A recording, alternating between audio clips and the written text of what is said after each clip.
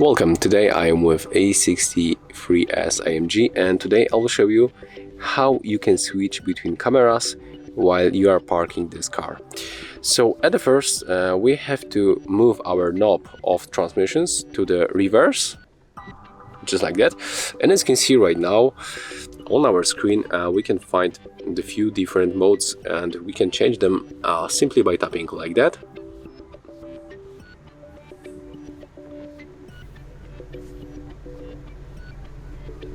So as you can see, it's very simple. You have to simply just tap on the screen, and that's how you can change between cameras in this car. So if you find this video helpful, remember to leave a like, comment and subscribe.